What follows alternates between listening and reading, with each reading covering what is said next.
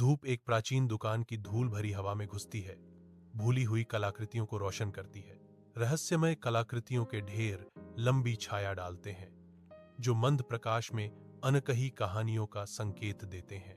मीरा, एक जिज्ञासु युवती, अपने चारों ओर धूल भरे खजानों की भीड़ को आश्चर्य से देखती है। उसकी आंखें जिज्ञासा से चमकती हुई हर वस्तु को स्कैन करती हैं, एक छिपे हुए रहस्य की तलाश में।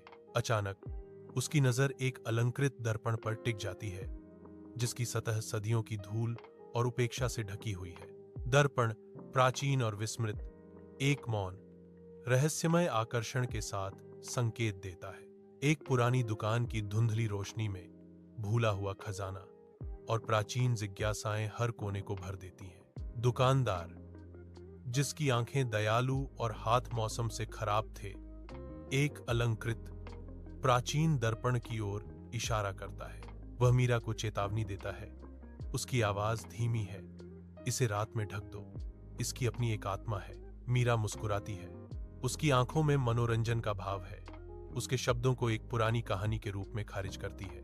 वह केवल एक विचित्र अंधविश्वास, भूले बिसरे लोककथा की एक प्रतिध्वनि देखती है। दर्पण खामोश और प्राचीन दुकान के रहस्यों को वापस उन पर दर्शाता है। अपने नए अपार्टमेंट में मीरा बड़े ध्यान से एक बड़ा दर्पण टांग रही है। उसका ध्यान पूरी तरह केंद्रित है। वह पीछे हटती है। उसकी निगाहें उसके प्रतिबिंब पर टिकी हैं। शांत चिंतन का एक क्षण, देरी की एक भयावह धड़कन। उसकी परछाई मुस्कुराती है। एक सेकंड के एक अंश देर से मीरा परेशान करने वाले दृश्य को खारिज कर देती है।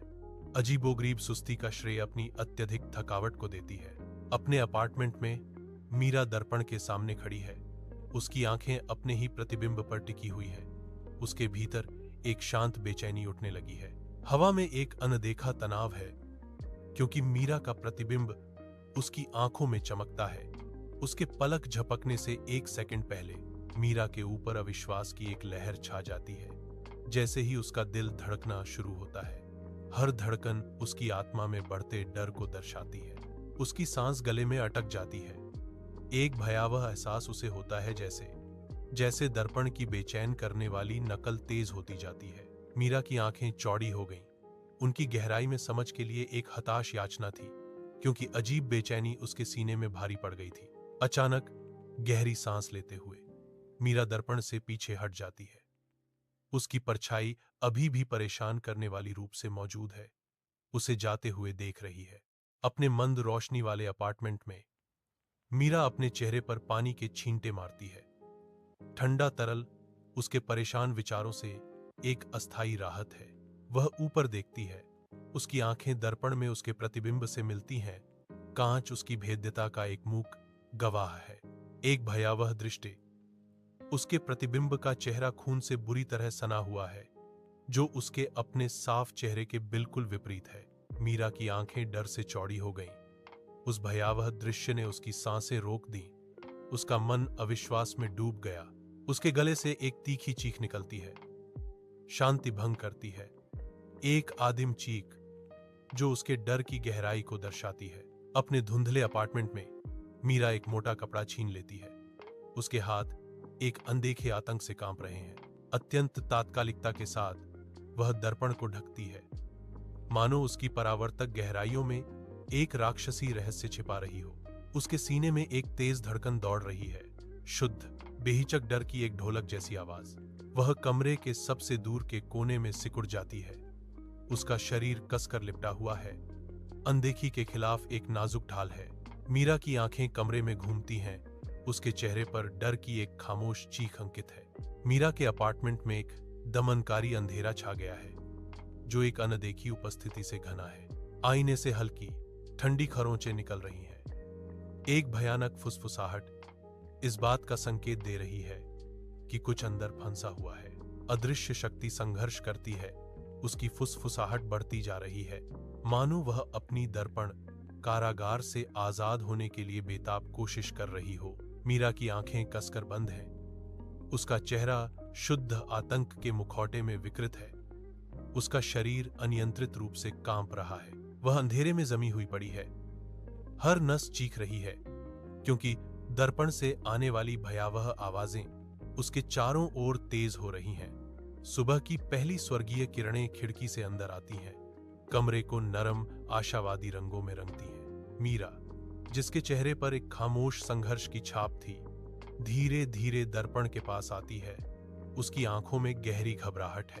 भय और दृढ़ संकल्प के मिश्रण से कांपते उसके हाथ दर्पण की सतह को ढोंकने वाले कपड़े के ऊपर मंडराते हैं। एक गहरी कांपती हुई सांस के साथ वह आगे बढ़ती है।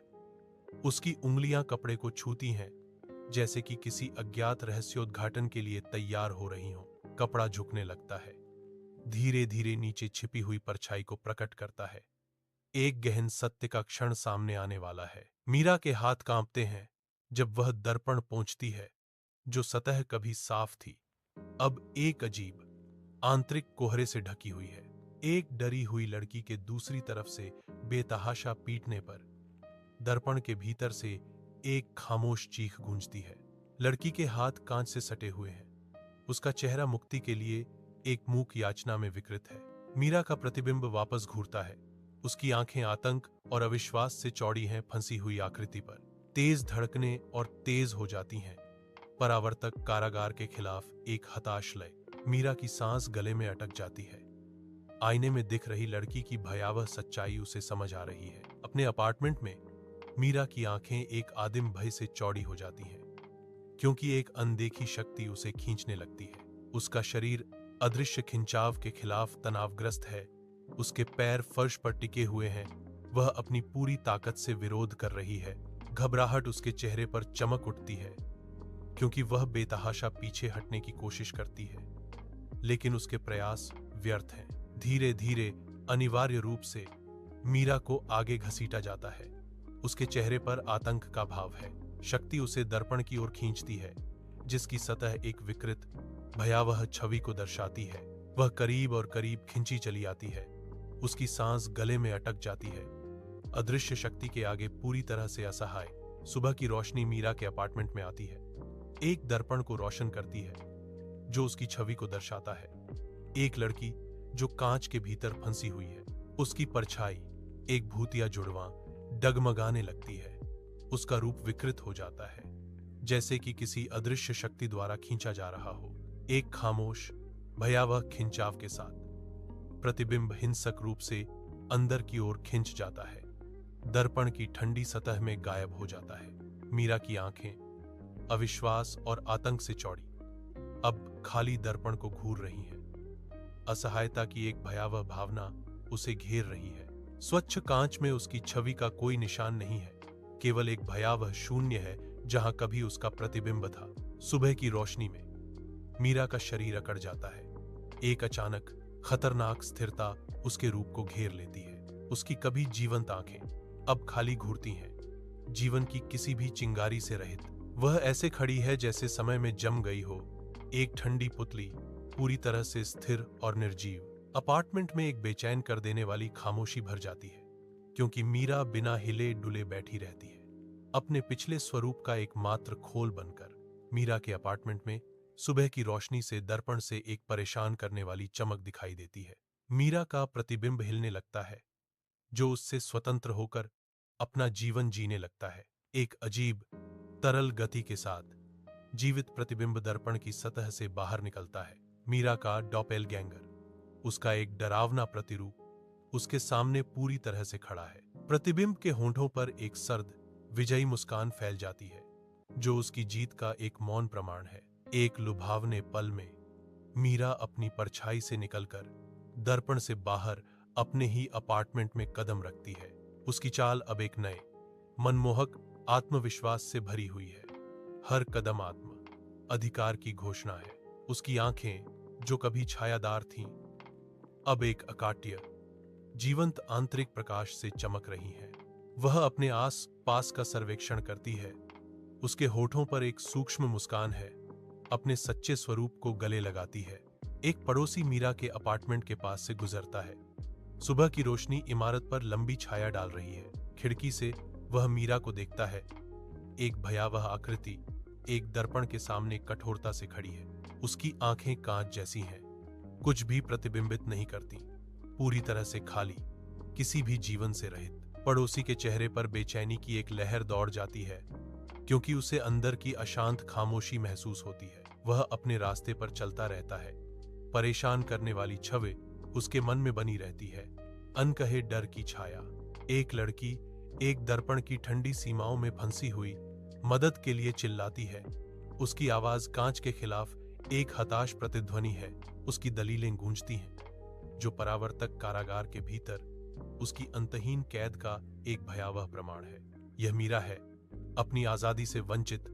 उसकी हताश चीखें अब निराशा की एक भयानक सिम्फनी बन गई हैं। उसकी आंखें, जो कभी विद्रोही थीं, अब अपने दुखद भाग्य की एक भयावह स्वीकृति को दर्शाती हैं।